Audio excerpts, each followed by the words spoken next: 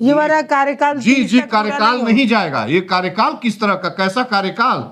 और ये सम्राट चौधरी, फलाना चौधरी, ये जो डाकू डकैत और बदमाश छठे दर्जे पढ़े अनपढ़ गंवार लोगों को आप हवा में तीर चलाई जा रही, ये बनेगा वो बनेगा। नरेंद्र मोदी जिसको चाहेगा वो बनेगा, गधा को चाहेगा गधे को बैठाएगा। उसके दिमाग में जो होगा, एक ऐसे रबड़ सीएम की जरूरत कुछ नहीं। क्या सत्ता आपकी जागीर है? आपके बाबा ने पट्टा लिख दिया तो है बेटे कि आप के लिए रहेंगे। कुछ तो लेगेसी छोड़ के क्यों जाएंगे ना? लेगेसी छोड़ के बेटे के लिए? कैसी लेगेसी? व्हाट लेगेसी आप कह रही हैं? कैसी लेगेसी भाई? अरे क्यों एक बेटे पिता के अपनी लिए? संपत्ति छोड़कर क्यों जाता छोड़े? है। तो नीतीश कुमार इतने साल से मुख्यमंत्री रहे, तो क्या हुआ? तो अपने तो बेटे को बना के डिप्टी जाएंगे, सीएम नहीं तख्त बना के दे के जाएंगे। जाएंगे। 25 से 30 एक बार फिर से नीतीश। आखिर इस नारे का क्या हुआ? नीतीश कुमार को पोस्टर बॉय बनाकर बिहार का चुनाव लड़ा तो गया, लेकिन नीतीश कुमार मुख्यमंत्री नहीं रहे। महज 3 महीने के अंदर नीतीश कुमार को खुद से राज्यसभा जाने की इच्छा सताने लगी। वो खुद कहने लगे कि उनकी इच्छा थी कि वो राज्यसभा जाए, जबकि 10 बार के मुख्यमंत्री रहने वाले नीतीश कुमार को पलटू चाचा का टैग ही इसीलिए मिला था कि वो अपनी सीएम की कुर्सी नहीं छोड़ पाते थे। इस पार्टी से अलायंस करना हो, उस पार्टी से अलायंस करना हो, इधर जाना हो, उधर जाना हो, हर चीज उन्हें मंजूर था, लेकिन अपनी कुर्सी छोड़ना उन्हें मंजूर नहीं था। तो आखिर नीतीश कुमार के साथ ऐसा क्या हुआ कि उनकी कुर्सी का मोह भी भंग हो गया और उन्हें राज्यसभा की याद भी सताने लगी, इच्छा भी होने लगी? तो क्या नीतीश कुमार की किसी नस को भाजपा जान चुकी है? कुछ ऐसा भाजपा को पता चल गया है कि वो नीतीश कुमार को सीएम की कुर्सी छोड़ने के लिए मना लेती है या मजबूर कर देती है? आज इसी मसले पर हम बात करेंगे। हमारे साथ पूर्वांचल गांधी संपूर्णानंद मल है। नीतीश कुमार जो पलटू चाचा इसीलिए बने थे क्योंकि वो सीएम कुर्सी का मोह नहीं छोड़ पाते थे, तो भाजपा ने कुछ ऐसा किया है। अब पता नहीं नीतीश कुमार पुत्रमोह में सीएम की कुर्सी छोड़ने को तैयार हो गए हैं या उनकी भी कोई फाइल कुछ ऐसा नीतीश कुमार का मिल गया है कि नीतीश कुमार को राज्यसभा भेजने के लिए भाजपा मना लेती है। लेकिन ये बात पहले से भी तय थी कि नीतीश कुमार की ससम्मान विदाई होगी और हो भी गई। तो बताइए क्या हुआ ऐसा? वेलकम पल्लवी। भारत एक नई सोच के आप एडिटर हैं और चारों तरफ यही वातावरण में गूंज रहा है कि किस तरीके से हेक्टिक और किस तरह से इमीडिएटली ये तो लोगों को अंदाजा था कि कुछ बल परिवर्तन होगा। लेकिन मैं जब ये चुनाव लड़ा गया, जीते थे, तो मैं समझ रहा था कि नीतीश कुमार जब संकट गहराएगा तो केंद्र में जाएंगे और कम से कम डिप्टी जो वाइस जो उप प्रधानमंत्री जी, उससे कम इनको नहीं पद मिलेगा। तो इससे पहले कि मैं ये सारी इस पर थोड़ी सी बात करूं, ये बता दूं आपसे कि ये नरेंद्र मोदी जो एक पिल्ट डाउन धोखा जो एक धोखा एक कांड हुआ था यूरोप में और एक वैज्ञानिक के साथ, ठीक उसी तरह से भारत के पॉलिटिशियन हैं और इनकी पूरी कैरियर धोखे और चालाकी की राजनीति की है। इनसे डेमोक्रेसी से, कॉन्स्टिट्यूशन से, एक इस्टेब्लिश्ड जो इंतजाम है भारत का, उससे इनका कुछ भी लेना देना नहीं है। तो यह जो आप देख रही हैं, एक विशियस जो कहा जाता है, एक विशियस माइंड के, ये जो विषैला जो कहा जाता है ना कि नफरती माइंड के इंसान है नरेंद्र मोदी। कुछ भाव पाना उनको मुश्किल है। और इसके पहले कि मैं इस पूरे मामले में, तो कोई बड़ी बात नहीं है, कोई पर उन पे दबाव था, ये नीतीश कुमार ने कहा नहीं। पल्लवी वो ट्वीट करके ये कह रहे हैं कि क्योंकि उन्होंने जो है वो लोकसभा भी वो रह चुके हैं, सांसद भी रह चुके हैं, लोकसभा को भी उन्होंने जो है तमाम मंत्री पद भी उन्होंने संभाला, विधानसभा में वो रह चुके हैं। अब उन्हें राज्यसभा जाने की उनकी अंतरिम इच्छा थी कि वो जाए। ये नरेंद्र मोदी का प्योर धोखा है। नीतीश कुमार, पहले तो मैं ये आपको बता दूं पल्लवी कि नीतीश कुमार और नरेंद्र मोदी की तुलना जब की जाए पॉलिटिकल उनका कैरियर, तो एक व्यक्ति धोखा, हिंसा, झूठ, नफरत और उस आरएसएस के पौधशाला नर्सरी से निकला नायाब नमूना इस हिंदुस्तान के लिए नहीं दुनिया के लिए खड़ा हुआ है। और एक नीतीश कुमार उन्हें अपना बड़ा भाई मानते थे। नहीं वो सब इसका हर जगह झुक के जाना, पैर छूना। 10वीं बार जब उन्हें मुख्यमंत्री बनाया गया, तब उन्हें छोड़ने, जब प्रधानमंत्री को छोड़ने जाते तो भी झुक कर पैर छूते हैं। अलग अलग नीतीश कुमार पैर छूते हैं प्रधानमंत्री के बार। ये नीतीश कुमार की मर्यादा है। ये नीतीश कुमार और उसके बीच जब हम तुलना करते हैं कि नीतीश और नरेंद्र मोदी के बीच तुलना करते हैं, तो मैं देखता हूं कि एक चौथी दर्जा जो कन्वेंशनली एजुकेशन जो कहा जाता है, कन्वेंशनल एजुकेशन, या जो जो जो उसके उसमें जो है केवल एक व्यक्ति चौथी दर्जा पास है, जो स्कूलिंग जो हुई है 10-11 साल से जो घुमंतु लाइफ और इधर उधर का जीवन जी रहा है, सारे फर्जी और फ्रॉड डिग्री लेके बैठा हुआ है। मैं नहीं, ये दुनिया, ये संसार जानता है और ये सारे लोग जानते हैं। और एक व्यक्ति जो 71-72 में पटना जैसे रिनाउंड कॉलेज से, जहाँ वैज्ञानिक और विद्वान हुआ करते थे, वहाँ से इलेक्ट्रॉनिक में ग्रेजुएट की डिग्री जिसके पास थी, और जिसका पॉलिटिकल कैरियर इतना ट्रांसपेरेंट था, अटल जी के ज़माने में वह मुझे लगता है कि रेल मंत्री थे, या दो मंत्री, कृषि मंत्री रह चुके, रेल मंत्री रह चुके। नीतीश क्या नहीं थे, अटल के सबसे करीबी व्यक्तियों में से थे, और तमाम एक 40 साल का पॉलिटिकल कैरियर उनका पहाड़ जैसा पड़ा हुआ है, और दाग कहीं नहीं है। अब मैं नहीं जानता कि किस दाग की वजह से उनको किस तरीके से नरेंद्र मोदी ने कितना दबा के, और ये आप जो कह रही हैं कि राज्यसभा उनके नीतीश के पैर के नीचे, वही तो मतलब आप सोचिए कि एक मुख्यमंत्री ये तय करता है। मैं न्यूज चैनलों में देख रही हूँ कि लोग कह रहे हैं कि क्योंकि बिहार में सबसे बड़ी और मजबूत पार्टी भाजपा की है, तो मुख्यमंत्री दलाल मीडिया और नरेंद्र मोदी और रूलिंग पार्टी की दलाल मीडिया इस तरह के उस व्यक्ति के लिए राज्यसभा की मेंबरी बड़ी है। आप जरा बताइए, वो सोच दे तो राज्यसभा बन जाएंगे और कितने लोग चले जाएंगे। किस तरह की बातें हो रही हैं बिहार के बारे में। यह नरेंद्र मोदी का धोखा है। और इसके पहले मानसिक रूप से स्वस्थ नहीं थे नीतीश कुमार, तो उनको पॉलिटिकल रूप तो से क्यों ले जा रहे हैं मानसिक आराम करने के नहीं, वो दिल्ली ले जा रहे हैं, तो प्रधानमंत्री का पद नरेंद्र मोदी छोड़ दें। उनके लिए दिल्ली जाने पर एक पद बचता है, वो भी है प्रधानमंत्री का है, या प्रेसिडेंट बना दे देश के। कोई इडियट कह रहा था कि अब गवर्नर कहीं बनाएंगे, 2 प्रांत का बनाएंगे, 3, तमाम तरह की अफवाहें। मैं अभी स्टूडियो में आपके आया हूं, इसके पहले मैं चैनलों पर देख रहा हूं, कोई अपने आप ऐसे तुक्का मार रहा है, कोई कह रहा है। नीतीश कुमार के लिए अब इस देश का कौन सा पद रह गया है? आप कोई भी दर्शक हो आपका, मैं नहीं जानता कि वो भाजपा माइंड का है कि कांग्रेस माइंड का है या जेडीयू माइंड का है, हमसे इससे मतलब नहीं है। नीतीश कुमार के लिए अब इस देश का कौन सा पद रह गया है? क्या धूर्त प्रधानमंत्री जिस पद पर बैठा हुआ है, जिस पर हिंसा और न जाने कितने तरह की मानसी सोनी का आरोप मैं तो लगा नहीं रहा हूं। वो सुब्रमण्यम स्वामी से पूछें, और एपस्टीन फाइल में कहीं नाचने का जिक्र कहीं कुछ आया है तो अपने आप से और एपस्टीन वाले से पूछें कि कहां से आया है। लेकिन आप नीतीश कुमार को राज्यसभा की मेंबरी, ये क्या मतलब है भाई?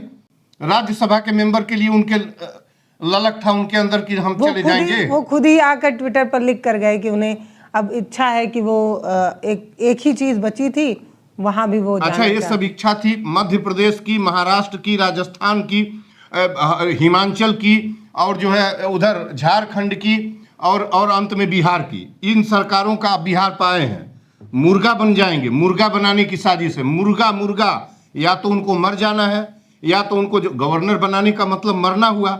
वो किसी व्यक्ति को प्राइम मिनिस्टर का उम्मीदवार हो या कैंडिडेट हो, उसको आप गवर्नर बना दीजिए।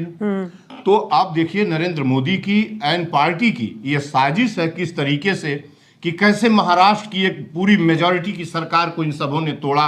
स्काई जहाजों के साथ असम तक ले जाके उधर इंदौर से जहाजें गई, और डेमोक्रेसी आसमान में नाचती रही, भारत की डेमोक्रेसी। कैसे मध्य प्रदेश को तोड़ा, कैसे राजस्थान को तोड़ा, कैसे हिमाचल को तोड़ के नष्ट किया, कैसे झारखंड को। तो अब एक के बाद और ममता बनर्जी का नंबर आके खड़ा हुआ है, उनको सीधा जमीन में गाड़ने की तैयारी हो गई है। देखिए पल्लवी, मैं इसमें आप मेरा अपना कंक्लूजन और जो विजन है, जो व्यू है इसके ऊपर, वह है कि 2 कारणों से आज इस तरीके से ड्रामेटिक तरीके से उनको वहाँ से विस्थापित किया जा रहा है। बिहार में देखिए 2 बात हुई है। एक तो बिहार में हुआ है कि गरीबी, बेरोजगारी और विस्थापन, एकदम कोलाहल, चुनाव के दौरान भी कोलाहल मचा हुआ था। तो एक ये आवाज़ पूरी चुनाव तो लड़ लिया किसी तरीके से। दूसरी बात कि भारत के इतिहास में पहली बार चुनाव आयोग और उसकी आचार संहिता को पूरी तरह कुचल दिया गया, डेमोक्रेसी को बिहार में कुचल दी गई। तो ये भय, मैंने एक चिट्ठी ऑनरेबल प्रेसिडेंट को लिखी है, 14 नवंबर को मैं सदन के बाहर रहूंगा। तो उससे नीतीश कुमार का क्या लेना? क्यों नहीं है? ये कोलाहल मचा हुआ था और ये बात चल रही थी कि बिहार में, हमने लिखा चिट्ठी कि बिहार में बिहार में राष्ट्रपति शासन लगाया जाए, तो नीतीश कुमार का कुछ नहीं जाता। लेकिन इस नरेंद्र मोदी का, जिसने डेमोक्रेसी, धोखे की डेमोक्रेसी, भारत में धोखे की डेमोक्रेसी की खेती कर रहे हैं, इनका जा रहा था। तो अब ये बात 14 अप्रैल को मैं सदन के सामने मैं अपने 27 सूत्री मांगों में प्रेसिडेंट को लिखा हूं और उसकी कॉपी ऑनरेबल चीफ जस्टिस को लिखा हूं कि डेमोक्रेसी और चुनाव आयोग को बचाते क्यों नहीं है। खातों में in the mean while election, खातों में लोगों के 10-10 हजार रुपए, 1.25 करोड़ लोगों के खातों में महिलाओं के भेजा गया। ये डेमोक्रेसी है, ये चुनाव आयोग है, ये आचार संहिता है। 145 करोड़ में कौन ऐसा अंधा सूर और बहरा बताएगा कि ये इसमें डेमोक्रेसी है रत्ती भर। और वो चुनाव हो गया तो उसको चुनाव को निरस्त क्यों नहीं किया गया, और निरस्त भी नहीं किया गया तो आप उस पर राष्ट्रपति शासन क्यों नहीं लगाते। डेमोक्रेसी का कत्ल करेंगे। आप कह रहे हैं कि हम मदरलैंड ऑफ डेमोक्रेसी की बात आप कर रहे हैं, कहां है मदरलैंड ऑफ डेमोक्रेसी। तो ये जो बिहार में जो एक आग सुलग रहा था ना, मैं आपको आज ही बता देता हूं कि बिहार का चुनाव आज नहीं तो कल रद्द होगा। सुन लीजिए, आपके कैमरे पर एक कह के जा रहा हूं। और तब नहीं रद्द होगा जब ये वाला कार्यकाल, जी कार्यकाल नहीं जाएगा। ये कार्यकाल किस तरह का, कैसा कार्यकाल। और ये सम्राट चौधरी, फलाना चौधरी, ये जो डाकू, डकैत और बदमाश, छठे दर्जे पढ़े अनपढ़ गंवार लोगों को आप हवा में तीर चलाई जा रही, ये बनेगा वो बनेगा। नरेंद्र मोदी जिसको चाहेगा वो बनेगा, गधा को चाहेगा गधे को बैठाएगा। उसके दिमाग में जो होगा, एक ऐसे रबड़ सीएम की जरूरत कुछ नहीं। उसको इस डेमोक्रेसी को कत्ल करके भारत की, जिसके लिए असंख्य लोगों ने फांसी और कुर्बानी दी है, डेमोक्रेसी को, कॉन्स्टिट्यूशन को, महाराष्ट्र इस बात का एग्जाम्पल रहा है कि कैसे मैं आपको बता रहा हूं, मध्य प्रदेश से उठाइए, महाराष्ट्र ले जाइए, कैसे किसी को भी बना सकते, कुछ भी किसी को बनाएगा वो आदमी अपने हिसाब से। उसको इस देश की डेमोक्रेसी से, ये डेमोक्रेसी कैसे मिली है, असंख्य के फांसी, कुर्बानी और किसके बाद मिली है, उससे नरेंद्र मोदी का कोई रिश्ता नहीं है। उनको पूरे भारत पर अपना साम्राज्य चाहिए। और कांग्रेस विहीन, उनका नारा ही था, कांग्रेस विहीन भारत हम कर देंगे। तो कांग्रेस विहीन भारत से हमसे कांग्रेस विहीन कर दीजिए, किसी के विहीन कर दीजिए। तो कांग्रेस विहीन के चक्कर में ये तमाम पार्टियां विहीन हो जाएंगी। हो तो जाएंगी, जहां पर जाते हैं वहां पर अपना दोस्त बनाते हैं, सत्ता में आते हैं उसी पार्टी को बर्बाद करते हैं। बंगाल और असम में पूरी तरीके से, असम में तो इनका मुख्यमंत्री है जो कत्ल करता है, उसके ऊपर तो मैं ये कह रहा हूं कि दो काज जो इस समय बिहार आग सुनग रही है, बिहार विस्थापन, बेरोजगारी, जो पैसा बांट के तो चुनाव जीत गए, लेकिन वो आग धधक रही है बिहार के अंदर में, जगह जगह से आवाज उठ रही है। तो लग रहा है कि ये जो दो कारण आप बता रहे हैं, इन्हीं दोनों वजहों से बिहार में 30 तक सरकार ध्यान हटाने के लिए तो चल नहीं पाएगी सर। ना वो कह तो रहा हूं कि राष्ट्रपति शासन लगेगा ही लगेगा। राष्ट्रपति शासन तभी नहीं लग सकता जब ऑनरेबल प्रेसिडेंट इस देश की नहीं लगेगा। तो मैं मान लूंगा कि honourable president, very honourable, his excellency, very honourable president, पूरी तरीके से नरेंद्र मोदी के इशारे पर वो राष्ट्रपति भवन काम करता है। बिहार में कोई डेमोक्रेसी नहीं है, कोई कॉन्स्टिट्यूशन नहीं है। जो इलेक्शन कमीशन है उसकी जो नॉर्म्स हैं उसको कुचल दिया गया है, दुनिया के सामने कुचला गया है। 1 मिनट वहां की हुकूमत नहीं चलनी चाहिए, उसको खत्म करना चाहिए, राष्ट्रपति शासन लागू करना चाहिए। वो होगा, उसके पहले ही इस पूरे जो अनडेमोक्रेटिक एंड नॉन कॉन्स्टिट्यूशनल जो वे ऑफ फ्लो था, इस पर पर्दा डालने के लिए एक बड़ा ड्रामा, ये सबसे बड़ा ड्रामा बिहार के लिए था कि जो 20 वर्षों से वहां था और बिहार का विकास पुरुष जिसको कहा जाता है। और सच में मैं नहीं जानता हूं, लेकिन जब बगल के एक आध बार मैंने गोपालगंज तक इधर अंदर घुसने की कोशिश की तो 40 साल पहले से बिहार मुझे बहुत ज्यादा बदला हुआ नजर आया। और तो मैंने देखा कि वहां से उस व्यक्ति को उसको अब पूरी मशीनरी, जैसे आप डिबेट में हमसे इस तरह का सवाल कर रही हैं मुख्य मुद्दे पर, सबकी यही बात सुन रहा हूं, सबका ध्यान खत्म हो गया। महीनों दिन झुंझुना चलेगा, बिहार में उनको कुछ ले आके बना देंगे, काम खत्म हो जाएगा। ये जो आवाज उठ रही है वो भी दब जाएगा। और डेमोक्रेसी का जो कत्ल, आप खातों में पैसा, चुनाव के दौरान 10-10 हजार रुपया भेजेंगे, इसके बाद भी कुछ बच गया है क्या? प्रेसिडेंट कैसे बैठी हैं प्रेसिडेंट हाउस के अंदर, क्या उनको नहीं दिखाई देता? क्या इसलिए बैठी हैं कि नरेंद्र मोदी ने उनको जेब से निकालकर प्रेसिडेंट बना दिया है? क्या उनको नहीं लगता कि ये वायस रॉयल्टी उसी इरविन का बनवाया हुआ है जो टैक्स के कोड़े मारकर हिंदुस्तान पर टैक्स के कोड़े बजाकर बनवाया था, और जिसने जो है असंख्य पत्रों को, जब भगत सिंह सुखदेव राजगुरु की फांसी हो गई तो उनके फांसी बचाने के लिए जब असंख्य लोग पत्र लिखते थे तो उसका कोई जवाब नहीं देता था। क्या उस वायसराय हाउस में बैठी हैं? क्या नहीं समझ में आ रहा है कि ये राष्ट्रपति भवन है और उनकी नजर के सामने डेमोक्रेसी का कत्ल बिहार में कर दिया गया? क्यों पैसा भेजा गया? चुनाव के दौरान खातों में ठीक है रुपया बंटते हैं, पार्टियां ले जाके गाड़ियों से बांटती हैं, लोगों के घर पहुंचाती हैं, वो ऑन रिकॉर्ड नहीं है, वो कैमरामैन दिखाता भी है, मीडिया दिखाती भी है तो वो चल जाता है। लेकिन आपने खातों में कैसे भेज दिया? और वो चुनाव कैसे महफूज है, उसको खत्म क्यों नहीं किया गया? मैं तो आपके मीडिया पर पूरे हिंदुस्तान के लोगों से, पूरी मशीनरी से, प्रेसिडेंट से, ऑनरेबल प्रेसिडेंट से, ऑनरेबल पीएम से, ऑनरेबल होम मिनिस्टर से पूछने की कोशिश करता हूं कि ये क्या हो रहा है इसमें डेमोक्रेसी? ये क्या नौटंकी कर रहे हो? कौन सी नौटंकी है? नीतीश को राज्यसभा ले आओगे, वहां ले आओगे, नीतीश को लाते हो, और यदि सच में डेमोक्रेसी की रक्षा करनी है, तुमको हिंदुस्तान में रत्ती भर समझते हो कि डेमोक्रेसी है और सम्मान करना हो तो नीतीश को पीएम बनाओ, उससे नीचे। और नरेंद्र मोदी जैसा धोखेबाज आदमी जिसने अपने पिता को नहीं छोड़ा, मैं पिता जब कहता हूं तो अडवाणी जी को कहता हूं, इसने अडवाणी का कत्ल कर दिया, उनके पूरे कैरियर का।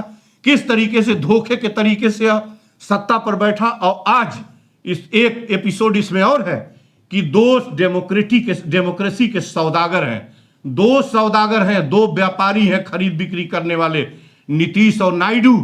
ये दोनों महापापी न होते, ये दोनों महापापी यदि इसको सपोर्ट न किए होते, ये परचेज सपोर्ट है, परचेज सपोर्ट बाई परचेज, ये यदि न किए होते तो आज भारत की ये जलालत न होती। आज भारत की जो फॉरेन पॉलिसी है वो टूट के चूरे में न तब्दील हो जाती। आज ये दोनों, इन दोनों को, अब नीतीश कुमार कैसे इंसान है, किस तरीके से इंसान है कि अपनी जो इमेज थी, जो पहाड़ पर बैठी इमेज थी, उसको इसके साथ दोस्ती करके धूल में मिला लिए। पलटू महाराज का कितना कितना स्लोगन इनके विरुद्ध दिया गया। मैं इनको किस तरीके से, आज से 20 साल पहले नीतीश को मैं एक चरित्र और एक मेधा और एक अनुशासन का पॉलिटिशियन मैं समझता था, जब 20 साल पहले की बात कर रहा हूं। आज नीतीश के प्रति मैं समझता हूं कि इतना केचुआ आदमी पद के लिए हो जाएगा, और इस जो है एक क्रिमिनल, और किस तरीके के इनका पूरा बैकग्राउंड है, उसको प्रधानमंत्री के रूप में। ये दो नायडू जो डकैत है, जो न जाने कितने रुपए की स्कैम में फंसा है। नीतीश किस स्कैम में फंसे हैं? नीतीश यदि स्कैम में नहीं फंसे हैं और अपने चरित्र की रक्षा मरते दम तक वैसे भी दफन हो जाना है, और आपका कैरियर। लेकिन नीतीश कुमार पर इतने समय तक वो कोई इल्जाम नहीं लगा। पल्लवी, हमें नहीं कह रहे हैं, वही कह रहा हूं कि नीतीश कुमार अपनी तो इनके पास ईडी, सीबीआई और ऐसा कोई कारण नहीं था जिस वजह से नीतीश कुछ नहीं। तो यही मैं कह रहा हूं कि उसके ऊपर, नायडू के ऊपर लगा हुआ आरोप साबित होगा और होगा। लेकिन नीतीश जी, यदि आप दूध के धूले हैं तो इसको फेंकिए, इसका सब फेंक दीजिए, कहीं कोई सत्ता परिवर्तन नहीं, जिसको चलाना हो चलाए। लेकिन कहा जा रहा है नीतीश कुमार इतने बुजुर्ग हो गए हैं कि अब वो इतना बड़ा कोई निर्णय नहीं ले पाए। इसमें निर्णय क्या लेना? घर जाके बैठना है? क्या सत्ता आपकी जागीर है? आपके बाबा ने पट्टा लिख दिया तो है कि आप बेटे के लिए कुछ तो लेगेसी छोड़ के जाएंगे। क्यों लेगेसी छोड़ के बेटे के लिए? कैसी लेगेसी? व्हाट लेगेसी आप कह रही हैं? कैसी लेगेसी भाई? अरे क्यों बेटे अपनी संपत्ति छोड़कर जाता है। नीतीश कुमार इतने साल से मुख्यमंत्री रहे, तो अपने बेटे को बना के जाएंगे, तखत दे के जाएंगे। कैसा पिता होगा जो अपने बेटे के लिए? फिर नीतीश कुमार भी वहीं शामिल हो गए ना, जहां सभी लोग हैं। आजादी के बाद तीसरी पीढ़ी विषयांतर हो रहा है। एक लाइन का और इनको उत्तर दे दूं, जो यही नरेंद्र मोदी और जो विपक्ष था, कांग्रेस को गालियां दे रहा था कि परिवार की पार्टी है, गांधी परिवार की पार्टी है, देश पर कब्जा की है, और आज इन गीदड़ों की और चोरों और जंगलियों की संतानों ने इस देश के जितने भी तीसरे पीढ़ी के पॉलिटिशियंस, जो 50 में राजनीति में आया है, 60-70 में जो लोग पॉलिटिक्स में आए हैं, उनकी तीसरी पीढ़ियां पॉलिटिक्स में शामिल हो गई हैं। दर्जन भर लोगों की, उसमें भाजपा, सपा, जितने भी हैं, मैं किसी का नाम, दर्जन, प्रत्येक इस मंडल में तीसरी पीढ़ी के 3-3 पॉलिटिशियन हैं। इस गोरखपुर मंडल जहां मैं डिबेट कर रहा हूं, इन लोगों ने डेमोक्रेसी का बंदर बांट कर लिया, डेमोक्रेसी को बना लिया अपनी जागीर। हम रहेंगे, हमारा बेटा रहेगा, नाती रहेगा, ये डेमोक्रेसी है। नीतीश कुमार क्यों नहीं पैर से मारते, ठोकर मार के निकाल दो इस तरह से। नीतीश कुमार के पिता स्वतंत्रता संग्राम सेनानी थे।